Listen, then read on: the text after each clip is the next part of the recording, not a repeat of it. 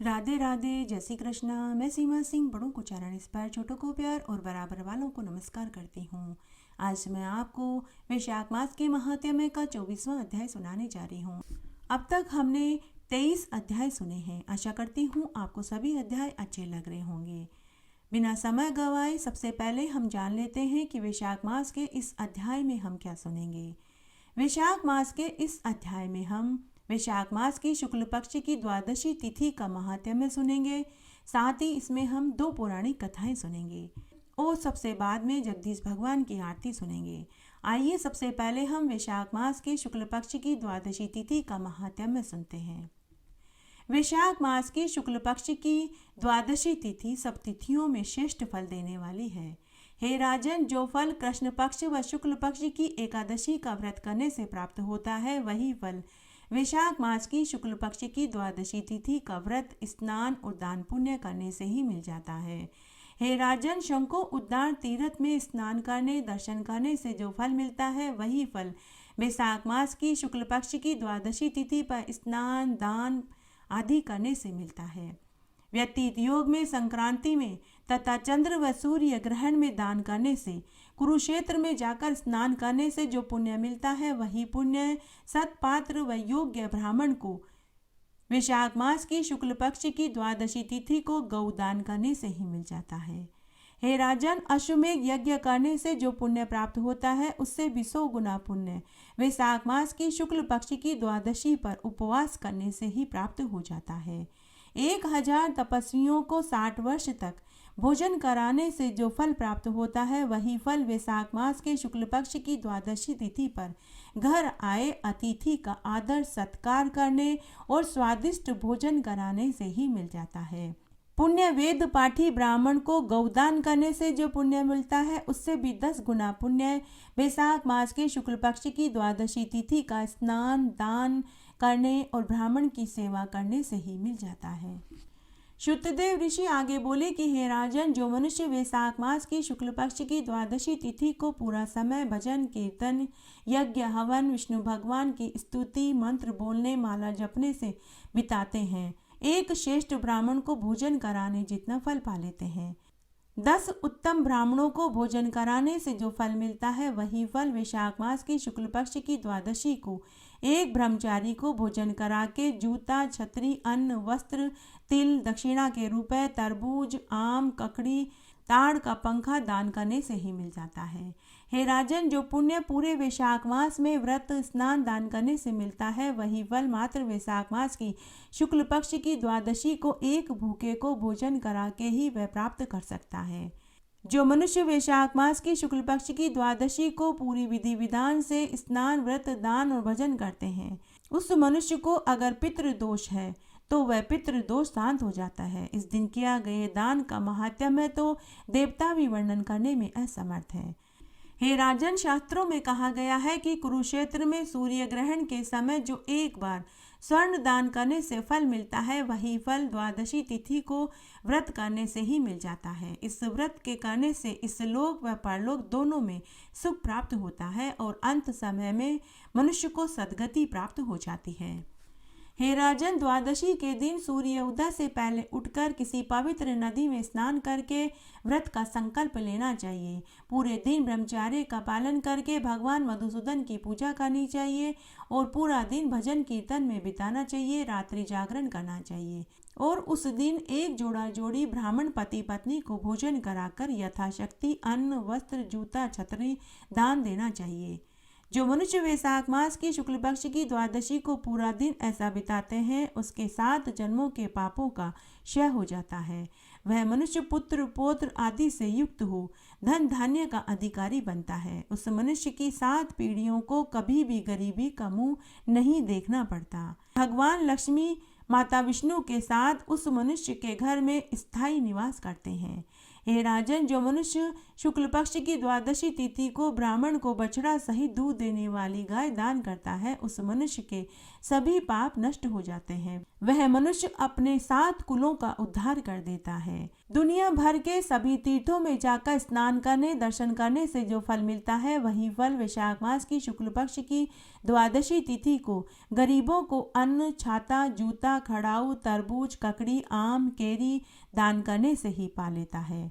हे राजन, ब्रह्म हत्यारे, मद्यपान करने वाले, असत्य बोलने वाले, चोरी करने वाले, गुरु व भाई बंधुओं से देश रखने वाले भी अगर वैशाख मास की शुक्ल पक्ष की द्वादशी को स्नान और व्रत करने का मन में धारण कर लेते हैं तो उनके जीवन भर के सभी पाप धुल जाते हैं और वे स्वर्ग के अधिकारी होते हैं। शुद्धदेव ऋषि आगे बोले, हे राजन, जो मनुष्य वैशाख मास की शुक्ल पक्ष की द्वादशी का व्रत धारण करते हैं वे सूर्य के समान दैदीयमान होते हैं। वे 7 जन्म तक ब्राह्मण की योनि में जन्म लेते हैं। हे राजन, जो वैशाख मास की शुक्ल पक्ष की द्वादशी तिथि को भगवान मधुसूदन को पंचामृत से अर्थात दूध, दही, घी, शहद, मिश्री से स्नान कराते हैं, वे वैभवशाली होकर इस दुनिया के सभी सुखों को भोगते हैं। और जो श्रद्धा पूर्वक भूमि, स्वर्ण, छाता, अन्न, वस्त्र, उपनाह, दूध देने वाली गाय दान में देते हैं, वे स्वर्ग में जाकर इंद्र के समान सुख भोगते हैं। जो भगवान विष्णु को कोमल तुलसी पत्र आज के दिन भोग के साथ अर्पित करते हैं, वे विष्णु लोक में अक्षय सुख पाते हैं। और जो मनुष्य आज के दिन भगवान विष्णु को धूप, दीप, नैवेद्य, पुष्प से पूजा करते हैं, वे करोड़ों संपत्ति के मालिक बनते हैं। जो मनुष्य वैशाख मास की शुक्ल पक्ष की द्वादशी तिथि के दिन मंदिरों, देववृक्षों, पवित्र नदियों, ब्राह्मण के घर के चबूतरे पर, तुलसी क्यारे में, बड़ पीपल और आंकड़े के पेड़ के नीचे 14 दीपकों का दीप दान करते हैं, उनकी महिमा का वर्णन तो कोटि देवता भी अपने मुख से कहने में असमर्थ हैं। वैशाख मास की शुक्ल पक्ष की द्वादशी तिथि को भगवान विष्णु का चरणामृत पी लें तो माना जाता है कि उन्होंने पूरे जीवन भर के सभी पाप धो लिए हों। और जो मनुष्य वैशाख मास की शुक्ल पक्ष की द्वादशी तिथि को अन्न जल ग्रहण नहीं करते, वे भगवान विष्णु के सायुज्य लोक को पाते हैं। वे आवागमन के चक्र से छूट जाते हैं और भगवान विष्णु के समान ही चतुर्भुज रूप धारण करके इंद्रासन के अधिकारी हो जाते हैं। हे राजन, आज के दिन जो मनुष्य विष्णु पुराण को पढ़ते हैं, सुनते हैं, सुनाते हैं, वे कीर्ति, धन, बल, स्वस्थ काया पाकर अगले जन्म में चतुर्गनी सेना के साथ चक्रवर्ती राजा बनते हैं। हे राजन, जो मनुष्य शुक्ल पक्ष की द्वादशी तिथि को तिल का दान करते हैं, वे निरोगी कंचन काया को पाते हैं। और जो आज के दिन तिल व अन्न से हवन होम आदि करते हैं, वे सुपात्र दीर्घायु संतान सुख को पाते हैं। जो जल से भरा घड़ा, ऋतुफल, तरबूज, खरबूजा, आम, केरी, ककड़ी आज के दिन दान करते हैं, वे ऐश्वर्यशाली होते हैं और ब्रह्मा के समान सुखों को भोगते हैं। हे राजन, जो वैशाख मास की शुक्ल पक्ष की द्वादशी तिथि को बड़ पीपल, आंकड़े, तुलसी, शालिग्राम की पूजा करते हैं, स्वर्ण दान व गोदान करने जितना फल पाते हैं। जो मनुष्य वैशाख मास की शुक्ल पक्ष की द्वादशी तिथि को तुलसी को धारण करते हैं तथा अंत में विष्णु भगवान के निमित्त ब्राह्मण को दान देते हैं, वे विष्णु लोक को पाते हैं। जो इस तिथि को विष्णु व शिव देवालयों में भजन कीर्तन करते हैं, वे कोटि गुना फल पाते हैं। जो मनुष्य उत्तम ध्वनि वाला घंटा वैशाख मास की शुक्ल पक्ष की द्वादशी को मंदिरों में दान करते हैं, वे अपनी पूरी आयु पर्यंत तक स्वस्थ निरोगी कंचन जैसी काया पाकर दसों दिशाओं में उनकी कीर्ति यश फैलता है। वे धन संपत्ति से पूर्ण होकर अपने 7 कुलों का नाम रोशन कर देते हैं। जो मनुष्य दोपहर के समय घर आए अतिथि को भोजन कराकर दक्षिणा दान में देते हैं, तो उनके परिवार में बाल बच्चों का भाग्य का उदय हो जाता है। जो मनुष्य पूरे वैशाख मास में मंदिरों में, चौरायों पर शरबत, मीठा पेय, आमरस पिलाकर उनको तृप्त करते हैं, तो मानो उनके पितरों को ही उन्होंने तृप्त कर दिया हो। उस मनुष्य का पितृ दोष उसी क्षण शांत हो जाता है। आइए अब हम वैशाख मास के महात्म्य का 24वां अध्याय सुनते हैं। शुद्धदेव ऋषि से राजा मिथिलेश पूछने लगे कि हे ब्रह्मदेव, मनुष्य के मरने के बाद उसके शरीर में से आत्मा कहाँ चली जाती है और उसकी परछाई का क्या राज है? मरने के बाद मनुष्य की परछाई कहाँ चली जाती है, इसका क्या रहस्य है? तब शुद्धदेव ऋषि बोले कि हे राजन, मनुष्य का शरीर 5 तत्वों से मिलकर बना है। मिट्टी, पानी, अग्नि, वायु और आत्मा। ये सारे तत्व आत्मा के शरीर छोड़ने के साथ अपने स्थान पर चले जाते हैं और जो आत्मा है वही परछाई है। मनुष्य के मरने के बाद आत्मा शरीर से निकल जाती है, इसी कारण परछाई भी गायब हो जाती है। हे राजन, आत्मा को छोड़कर शरीर के सभी तत्वों का 84 लाख योनियों में पुनः भटकना पड़ता है। उसके बाद श्रुतदेव ऋषि ने राजा को एक पौराणिक इतिहास सुनाया। वह इस प्रकार था। प्राचीन समय की बात है। कश्मीर देश में देवदत्त नाम का एक ब्राह्मण रहता था। उसकी मालिनी नाम की एक कन्या थी। जब उसकी पुत्री विवाह लायक हो गई तो उसके पिता ने धूमधाम से सत्यशील नामक एक ब्राह्मण विद्वान से अपनी पुत्री मालिनी का विवाह कर दिया। विवाह के बाद मालिनी अपने ससुराल यवन देश में आ गई। मालिनी रूप यौवन से अति सुंदर थी। वह किसी अप्सरा के समान ही दिखाई देती थी। उसके नयन नक्श और उसका शरीर किसी अप्सरा से कम नहीं था। लेकिन मालिनी बड़ी ही दुष्ट चरित्र वाली महिला थी। उसे अपने रूप यौवन का घमंड था। वह निष्ठुर पापीन दुराचारिणी हमेशा अपने पति से द्वेष रखती थी। उसने कभी भी अपने पति को पसंद नहीं किया।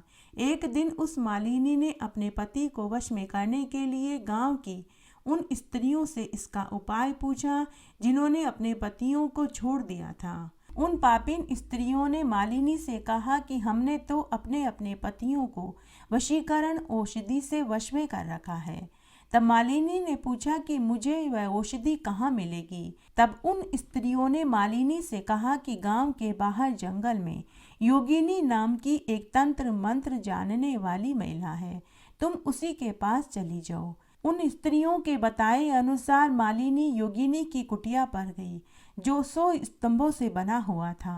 मालिनी ने वहां पहुंचकर अपना सारा दुख कहा और पति को वशीकरण मंत्रों के लिए प्रार्थना करने लगी। तब उस योगिनी ने मालिनी से कहा कि तुझे इसके बदले में स्वर्ण या रुपया देना होगा। तब मालिनी ने अपने सोने की अंगूठी उतार करके उस तंत्र मंत्र जानने वाली योगिनी को दे दिया। तब योगिनी ने एक जड़ी बूटी मिलाकर एक चूर्ण बनाया और उस मालिनी को वह पुड़िया देती हुई बोली कि यह चूर्ण तू अपने पति को दूध में घोल कर पिला देना, तेरा पति तेरे वश में हो जाएगा। अगर तू बुरे खोटे कर्म भी करेगी तो भी वह तुझे कुछ नहीं कहेगा। मालिनी ने चूर्ण लिया और घर आ गई। शाम के समय उसने वह चूर्ण दूध में डालकर अपने पति को पिला दिया। कुछ ही दिनों में उस चूर्ण के पीने से उसके पति को महान कष्टकारक क्षय रोग हो गया। दिन पर दिन उसके पति की हालत और बिगड़ने लगी। उसके आंतरिक अंगों में कीड़े पड़ गए। जब मालिनी ने अपने पति की ऐसी दशा देखी तो वह इच्छा पूर्वक विचरण करने लगी। उसका पति पीड़ा के मारे त्राहिमाम त्राहिमाम पुकारने लगा। तब उसका पति अपने पत्नी से कहने लगा कि हे कल्याणी, तू मेरी रक्षा कर, मैं तेरी शरण में हूँ। मैंने कभी पर स्त्री की इच्छा नहीं करी, मैं तेरा दास हूँ। मेरी सेवा करना तेरा धर्म है। अपने पति की ऐसी दशा देखकर मालिनी घबरा गई। वह सोचने लगी कि यदि यह मर गया तो मैं विधवा हो जाऊंगी और फिर मैं 16 श्रृंगार भी नहीं कर पाऊंगी। मुझे विधवा का जीवन जीना पड़ेगा। यह सोचकर मालिनी वापस योगिनी के पास गई और उसे सारी बात बताई। तब उस पापीन योगिनी ने पहली औषधि का दाह शांत करने के लिए दूसरी औषधि दी। तब मालिनी ने घर आकर अपने पति को दूसरी औषधि दूध में डालकर के पिला दी, जिससे उसका पति का कोढ़ तो ठीक हो गया, लेकिन मात्र वह काठ का पुतला बनकर रह गया। वह बिस्तर पर पड़ा रहता था। पहले तो मालिनी गंदे कर्म करने घर से बाहर जाती थी, लेकिन धीरे धीरे वह पराये पुरुषों को घर लाने लगी। वह अपने पति के सामने ही पराये पुरुषों से व्यभिचार आदि बुरे कर्म करने लगी। बेचारा उसका पति बिस्तर पर पड़े पड़े यह सब देखता रहता था। उसके अंदर तो इतनी शक्ति भी नहीं थी कि वह अपनी पत्नी को कुछ कह पाता। इस तरह कई बरस बीत गए। तब एक दिन मालिनी का पाप का घड़ा भर गया। उसके पाप कर्मों के कारण उसके आंतरिक अंगों में कीड़े पड़ गए।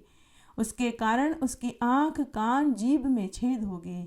उसके स्तन कट गए। उसके हाथ पैरों की उंगलियां गलने लगी। वह हाथ पैरों से लूली लंगड़ी हो गई। कुछ ही दिनों में वह मृत्यु को प्राप्त हो गई। मरने के बाद वह अपने पाप दोषों के कारण 15,000 वर्ष तक ताम्रभांड नामक नरक में दुख भोगने के लिए पड़ी रही। फिर 100 जन्म तक कुत्ते की योनि में पड़ी रही। जब वह कुत्ते की योनि में थी तब एक दिन देव योग से जब उसके कर्मों का दोष कम हुआ तो बैसाख मास की संक्रांति में शुक्ल पक्ष की द्वादशी तिथि के दिन पदम बंधु का पुत्र गंगा स्नान करके गीले वस्त्रों से ही घर आ गया। घर आकर उसने तुलसी वृक्ष के पास अपने पैर धोए। उसी स्तंभ के नीचे वह कुतिया सो रही थी। सूर्य उदय से पहले वह कुतिया उस चरण धोए जल में लेट गई। उसी समय उसके पूर्व जन्म के सभी पाप नष्ट हो गए और उसे सद्गति प्राप्त हुई। उसे अपने पूर्व जन्म की सभी बातों का स्मरण भी हो आया। अपने पिछले जन्म के पाप कर्मों को याद करके वह व्याकुल हो गई और त्राहिमाम करके पुकारने लगी। उसकी व्याकुल दुखी आवाज सुनकर पदम बंधु का पुत्र घर से बाहर आया और वह कुतिया से पूछने लगा कि तुम्हें क्या कष्ट है, क्यों तुम दुखी होकर विलाप कर रही हो। तब वह कुतिया मुनि पुत्र से कहने लगी कि हे मुनिवर, आपके चरण धोए हुए जल में स्नान करने से मुझे सद्गति प्राप्त हो गई। मुझे अपने पूर्व जन्म की सभी बातों का स्मरण हो आया। हे मुनिवर, आपने ऐसा कौन सा पुण्य कर्म किया जिससे मुझे अपने पूर्व जन्म की सभी बातों का स्मरण हो आया। तब मुनि पुत्र ने कहा कि आज बैसाख मास के शुक्ल पक्ष की द्वादशी तिथि पर मैंने गंगा स्नान और व्रत किया, यह उसी का फल है। तब वह कुतिया बोले कि हे मुनि पुत्र, आपके हाथों ही आज मेरा उद्धार होगा।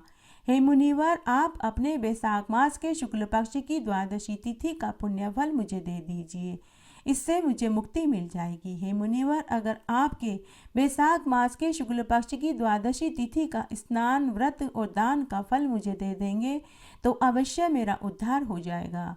मैं अत्यंत दीन हूँ, मेरी रक्षा करो। हे ब्राह्मण, मैं आपको हृदय से नमन करती हूँ। तब पदम बंधु के पुत्र ने कुतिया से कहा कि अपने किए हुए अच्छे और बुरे कर्मों का फल मनुष्य को खुद ही भुगतना होता है। उन्हें भुगते बिना मनुष्य को मुक्ति नहीं मिलती। ऐसे निष्ठुर वचन सुनकर वह कुतिया आकाश की ओर मुख करके जोर जोर से भौंकने लगी। तब मनुष्य वाणी में वह बोली कि हे पदम बंधु आचार्य जी, मैं आपके द्वार पर पड़ी रहने वाली कुतिया हूँ। आपका झूठा टुकड़ा खाकर रहती हूँ। आप मेरी रक्षा कीजिए, क्योंकि महात्मा पुरुष तो अपनी शरण में आए हुए लोगों का उद्धार ही करते हैं। ये उनका कर्तव्य भी है। अतः आप मुझ मूर्खा का उद्धार करिए। ऐसे कुतिया के वचन सुनकर पदम बंधु घर के बाहर आया और पूछने लगा कि क्या बात है। ऐसे कुतिया के वचन सुनकर सोम पदम बंधु घर के बाहर आए और अपने पुत्र से पूछने लगे कि पुत्र, क्या बात है। तब उनके पुत्र ने उन्हें पूरी बात बताई। पुत्र के वचन सुनकर वे विस्मय के साथ कहने लगे कि मेरा पुत्र होकर तुमने ऐसा कैसे कह दिया। साधुओं को ऐसे वचन कहना शोभा नहीं देता। संपूर्ण प्राणी परोपकार के लिए ही होते हैं। अपनी आत्मा को सुख देने वाले पापी होते हैं। चंद्रमा, सूर्य, पवन, पक्षी, अग्नि, जल, चंदन, वृक्ष और महात्मा सभी का उपकार करते हैं। दधीचि ऋषि ने दैत्यों को अति बलवान जानकर अपनी हड्डियां निकालकर देवताओं को दे दी थी। जब भूखे शयन ने कबूतर को पकड़ लिया था तो राजा शिवी ने अपना मांस काटकर शयन को खिला दिया था। राजा जिमूतवाहन ने गरुड़ के लिए अपने प्राणों का त्याग कर दिया था। इसलिए एक विद्वान ब्राह्मण को सब पर दया करनी चाहिए। जैसे कीचड़ में फंसी हुई गाय को बाहर निकालने का जो पुण्य मिलता है, वही पुण्य इस कुतिया के दुख को दूर करने से मिलेगा। इस प्रकार पदम बंधु अपने पुत्र को समझाकर कुतिया से कहने लगे कि मैं तेरे निमित्त प्रतिज्ञा करता हूँ कि तू मेरे वैशाख मास के शुक्ल पक्ष की द्वादशी के पुण्य से अपने पापों से छूटकर विष्णु लोक में आनंद सुख भोगेगी। श्रुतदेव ऋषि कहने लगे कि हे राजन, उसके बाद पदम बंधु ने अपने वैशाख मास के शुक्ल पक्ष की द्वादशी का व्रत का पुण्य फल उस कुतिया को सौंप दिया, जिससे वह कुतिया अपने पुराने शरीर को त्याग कर दिव्य वस्त्र आभूषण पहनकर सूर्य के समान तेज तथा सावित्री के समान हो ब्राह्मण से आज्ञा मांग चारों दिशाओं को प्रकाशित करती हुई स्वर्ग में जाकर आनंद सुख भोगने लगी। वैशाख मास के शुक्ल पक्ष की द्वादशी के प्रभाव से ही उर्वशी नाम की अप्सरा श्रेष्ठ अंगों वाली तथा देवताओं की प्रिय भी हुई थी। आइए अब हम इस अध्याय में वैशाख मास के स्नान की एक पौराणिक कथा सुनेंगे। एक बार बहुत छोटा सा गांव था। उस गांव में एक ब्राह्मण दंपति रहते थे। वे ब्राह्मण दंपति भगवान महादेव और माता पार्वती जी के परम भक्त थे। हर साल वैशाख मास का स्नान करते, व्रत करते, दान पुण्य करते थे। उस ब्राह्मण दंपति के विवाह को कई बरस बीत गए, लेकिन उन्हें संतान सुख प्राप्त नहीं हुआ। इसलिए वे दोनों दुखी रहते थे। ब्राह्मण दंपति ने संतान प्राप्ति के लिए अनेक प्रकार के व्रत किए, दान पुण्य किए, धर्म कर्म किए, लेकिन सब निष्फल हो गए। इस तरह समय गुजरने लगा। तब एक दिन जब ब्राह्मण दंपति वृद्धावस्था को प्राप्त हो गए तो वह ब्राह्मण प्राण त्यागने के निमित्त अपनी पत्नी को बिना बताए घर से निकल पड़ा और घने जंगल में जाकर एक कुएं में कूद पड़ा। लेकिन वह कुआं सूखा था। कुएं में कूदने पर भी वह ब्राह्मण नहीं मरा। उस कुएं में एक बूढ़ा, बीमार, भूखा, प्यासा अजगर था। ब्राह्मण तो मरने के निमित्त ही कुएं में कूदा था, लेकिन जब मरा नहीं तो वह ब्राह्मण अजगर से बोला कि हे अजगर महाराज, आप मुझे खाकर अपनी भूख शांत क्यों नहीं करते? मैं तो मरने के निमित्त ही इस कुएं में कूदा था। तभी एक आश्चर्यजनक घटना घटित हुई। वह अजगर मनुष्य की वाणी में बोला कि हे देव, तुम कौन हो और तुम मरना क्यों चाहते हो? तब ब्राह्मण ने अजगर को पूरी सच्चाई बताई। तब अजगर बोला कि हे ब्राह्मण देव, तुम्हारा स्पर्श होते ही मुझे पूर्व जन्म की सभी बातों का स्मरण हो आया। हे ब्राह्मण देव, मैं तुम्हें खाकर दोबारा इसी योनि में पैदा नहीं होना चाहता। तुम मेरे पूर्व जन्म के वृतांत को सुनो। हे ब्राह्मण देव, पूर्व जन्म में मैं एक वेश्या था। गांव में लोगों को ब्याज पर रुपए उधार देता था। मैं बड़ा ही लालची, धूर्त और स्वार्थी था। मुझे धन का लोभ था। धन के आगे मुझे अपना पराया कोई दिखाई नहीं देता था। तब हे ब्राह्मण देव, एक बार की बात है, वैशाख का पवित्र महीना चल रहा था। हमारे गांव का एक पंडित अपना धन और स्वर्ण मेरे पास रखकर अपने माता पिता और पत्नी के साथ वैशाख मास का स्नान करने के लिए गंगा घाट पर चला गया। जब वह 1 महीने के बाद तीर्थ यात्रा से लौटा तो वह अपना धन व स्वर्ण की थैली मांगने आया। मुझे धन का लोभ आ चुका था, तो मैंने उसे उसका धन और स्वर्ण देने से इनकार कर दिया, क्योंकि उस धन की और स्वर्ण की और रुपयों की कोई लिखा पढ़ी नहीं हुई थी और न ही उस धन को लेते समय और देते समय किसी ने देखा था। मेरी आंखों पर लालच का पर्दा पड़ चुका था। वह ब्राह्मण बहुत गिड़गिड़ाया, उसने बहुत मिन्नतें करी, लेकिन मैंने उस ब्राह्मण को नौकरों से धक्का देकर अपने घर से निकलवा दिया था।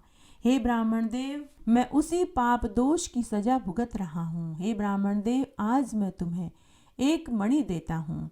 तुम इस मणि से 3 वरदान मांग सकते हो। जब तुम 3 वरदान इस मणि से मांग लोगे तो यह मणि अपने आप गायब हो जाएगी। लेकिन हे ब्राह्मण देव, तुम लालच मत करना। उसके बाद वह अजगर ब्राह्मण से बोला कि हे ब्राह्मण देव, पहले तुम मुझे अपने पुण्य का फल दे दो ताकि मुझे मुक्ति मिल सके।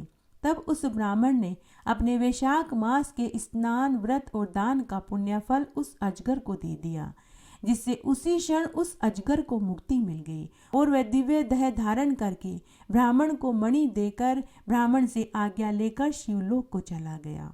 फिर वह ब्राह्मण मणि को लेकर घर वापस आया और उसने आते ही अपनी पत्नी से मणि व अजगर वाली पूरी सच्चाई बताई। तब ब्राह्मण ने और ब्राह्मणी ने आपसी सलाह मशवरा करके 3 वरदान मणि से मांगे।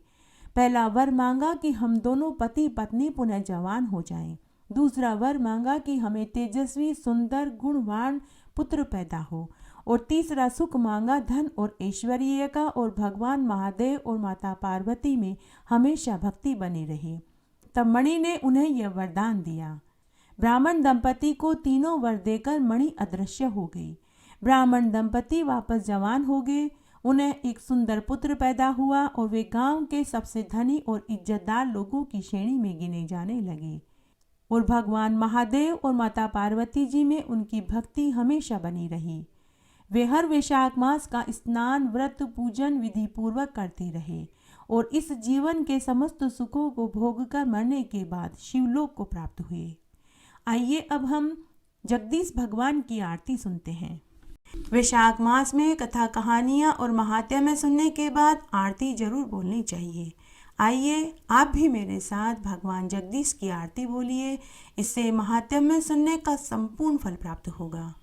ओम जय जगदीश हरे, स्वामी जय जगदीश हरे।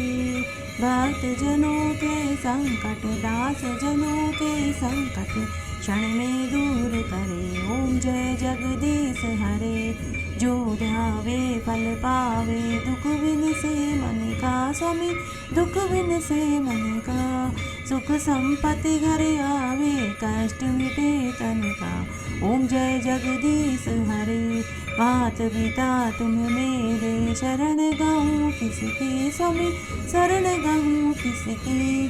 तुम बिन और न दूजा, आस करूं जिसकी। ओम जय जगदीश हरे। तुम पूर्ण परमात्मा, तुम अंतर्यामी स्वामी, तुम अंतर्यामी। पार ब्रह्म परमेश्वर, तुम सबके स्वामी। ओम जय जगदीश हरे। तुम करुणा के सागर, तुम पालन करता स्वामी, तुम पालन करता।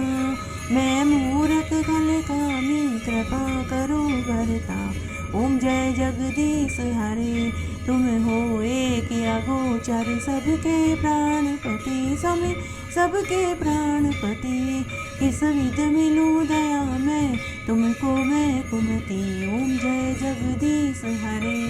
दीन बंधु दुख हरता, तुम ठाकुर मेरे स्वामी, तुम रक्षक मेरे। अपने हाथ उठाओ, द्वार पड़ा तेरे। ओम जय जगदीश हरे। विषय विकार मिटाओ, पाप हरो देवा स्वामी, पाप हरो देवा।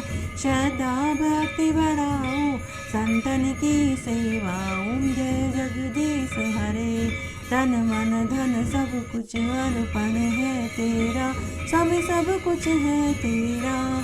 तेरा तुझको अर्पण, क्या लागे मेरा। ओम जय जगदीश हरे। ओम जगदीश की आरती जो कोई जन गावे स्वामी, जो कोई जन गावे।